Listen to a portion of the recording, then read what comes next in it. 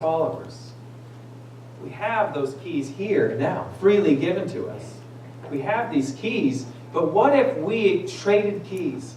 God, you trusted us with your keys. We're going to be faithful with your keys, unlocking the treasures of heaven in the world for people who are lost and dying without hope. And then what if we traded our keys to him and said, whatever you need my car for, God, it's yours. Whatever you need my guest bedroom for, it's yours. Whatever you need my kitchen for, my grill, my backyard, my pool, my job, my time off, whatever in my life that I have the keys to, my kingdom keys, I give them to you to choose to do with them whatever you wish, God. What if we thought of our keys like that? Can we trust him with our keys? Everything starts with neighboring. I think about good neighbors, and I think about bad neighbors, and what I'm thinking about is one of the best things you could possibly have, and one of the worst things you could possibly have. Having a good neighbor makes all the difference. It means that whenever I'm here in the States, and my home and all of our things are in New Zealand, then I can trust that it's going to be okay because I have some great neighbors that are looking after it. But imagine having that neighbor who plays loud music until 1 a.m.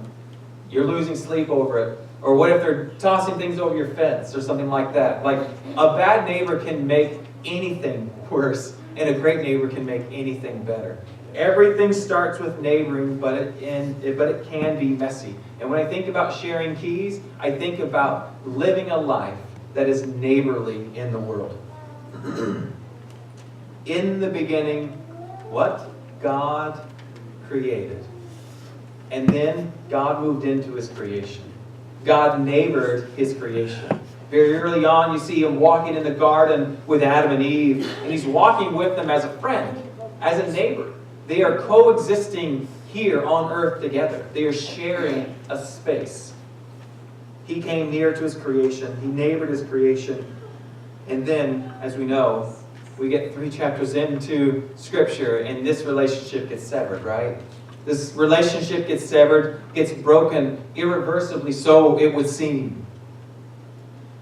But God didn't stop neighboring. In just a few generations, it says of Enoch that he what? Walked with God, and then he was no more. God started neighboring once more. Neighboring Enoch. He started neighboring again whenever he would meet with Abram. He would come down to earth. He would speak very directly, personally with Moses. He would speak to him through the bush, in the tent. He would also speak to him as if face to face, as if a friend. His face would glow as a result of that. God neighbored his people out of Egypt, and he walked with them through the wilderness. Pillar of fire and a pillar of cloud that led them through to the promised land. He instructed them to build a tabernacle, a tent, a place to meet with God and offer sacrifices. He was in a tent amongst tents, of the people. He was a neighbor with the people, and they brought them to the promised land, and then they were instructed, then David wanted to build a temple, and then God would reside there, and he was a tent, he was a neighbor to the people once more. Then, John chapter 1, the Word became flesh. And in verse 14 it says, and the Word dwelt among us.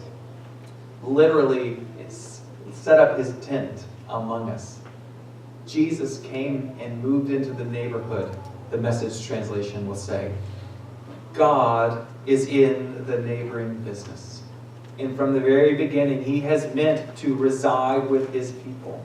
And today, through Christ, and every day since then, God has been on a neighboring mission. To enter into a relationship with you, to share a fence with you, to reside in your place with you. Jesus modeled neighboring to the fullest. Your mission. You have been purposed for neighboring. In Acts 17, as it was read this morning, thank you very much. As it was read in Acts chapter 17 today, look in verse 26. It says, from one man he made all the nations, that they should inhabit the whole earth, and he marked out their appointed times and histories and boundaries of their lands. Paul here is describing how involved God has been in everyone's life already. He's essentially saying that I have been near enough, I'm leaving fingerprints on everything. The section ends with him saying that if anyone should just turn and look, they would turn and look and find God right there, because he is not far from each one of us. He is near. He is so near, he's already neighboring your neighbor. He is so near, he's already neighboring your enemy. He is neighboring everyone. He is near. The Hebrew word for neighbor just means that near person. It's not a complicated word. We all know what that means. When you're standing in line at the store, that near person is your neighbor. When you are at home, that near person is the person that shares the field, shares the fence with you. That near person can be anyone. You have been purposed for neighboring. It says there that he ordained or set forth the times, marked out their appointed times in history and the boundaries of their lands. You are where you are for a reason. Did you move recently? You are now where you are for a reason. Have you been where you are and have been for many generations now? You are precisely where God wanted you to be. That means that your neighbors, you are God's gift to your neighbors. Where you are right now, you are God's minister as a neighbor where you are. We are challenged, and your mission is to love where you live. Thomas Aquinas says, if the highest aim of a captain were to preserve his ship, he would keep it in port forever. That's not what ships were designed for.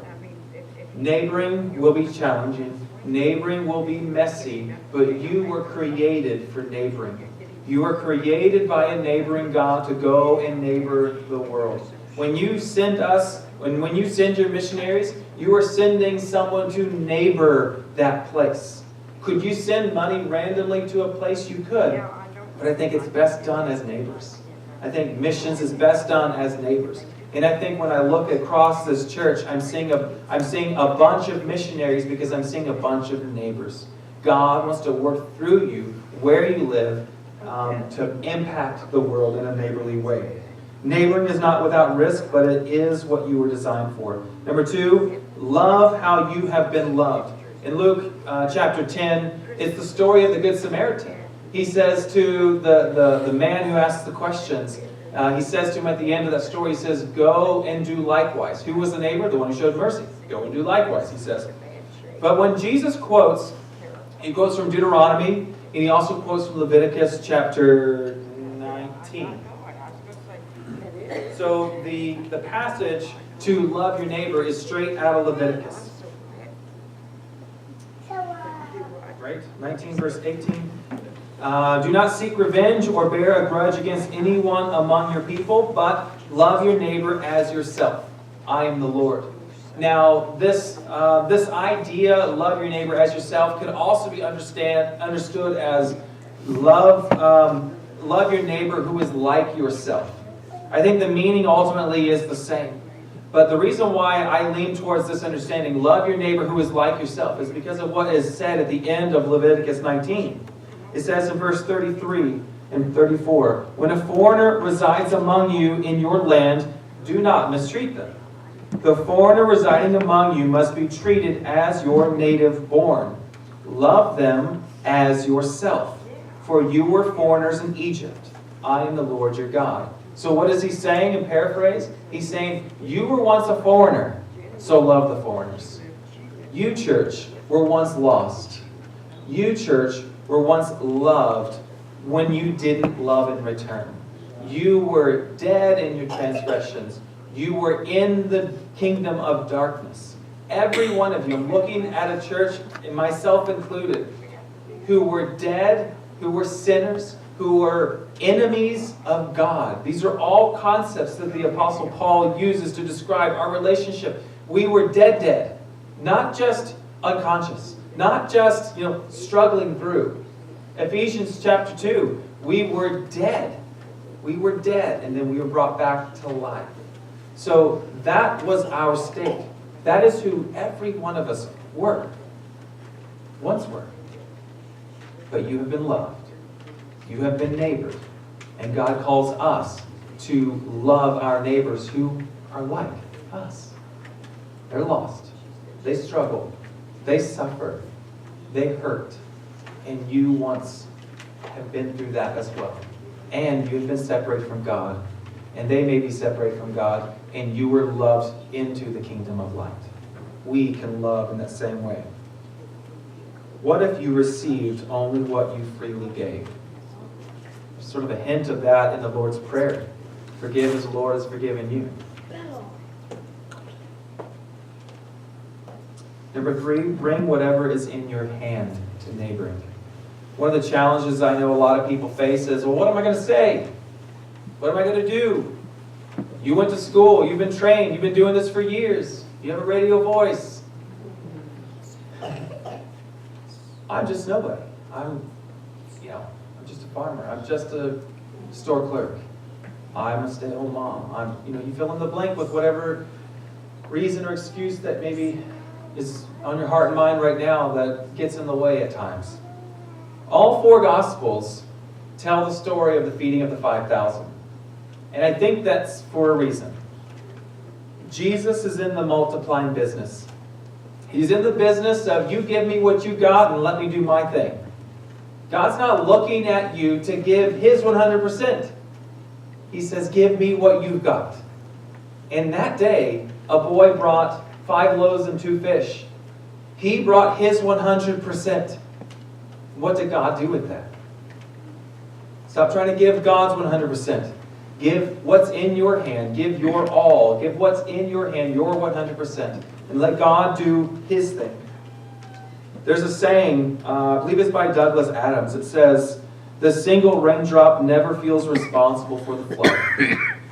Church, in many ways, a flood has come to the lives of so many wonderful people in New Zealand because the raindrops like yourselves, combining with the raindrops of others, have been pouring out God's gospel and blessing in New Zealand. We're fortunate to be the ones there on the front lines getting to see it, and it is amazing what we're getting to see and be a part of. But no raindrop feels responsible for the flood. All of us doing our bit, every one of us doing our part, makes the difference. Bring what's in your hand. Bring your 100%. Even if you bring only your 1%, don't bring nothing. Bring something. Let God multiply it. Jesus only does much with little. Not everyone is a leader. Not everyone is a preacher, a teacher. Maybe you're not a great servant. Maybe you're not a great counselor. Maybe you're not good with hospitality. But every one of you in this room are a neighbor. And that may call of you to be a counselor. That may call of you to be a teacher. It will most certainly call of you to be humble and loving and serving. Not all of you are going to be any and every one of the gifts that God gives to His church. But all of you are a neighbor, and you are His gift to your neighbor. You are His gift to the world around you. It will cost you everything and cost you nothing to be a loving neighbor. So everything starts with neighboring. I hope I've convinced you of that. I want you to know that God has been on a neighboring mission from the very beginning. And He's calling us to be a neighbor where we are. To love your near person. Love them with what you have. And let God multiply it. For God so neighbored the world. Go therefore and neighbor yourself to the world. Thank you. We're honored by your love. We wish you well in your mission here in Pittsfield and Pike County. Thank you for loving us and blessing us in the mission in New Zealand. We pray and honor you, the work that God is doing through us because of you in New Zealand. Thank you. Amen. Amen. Let's stand and sing a song, please. Kneel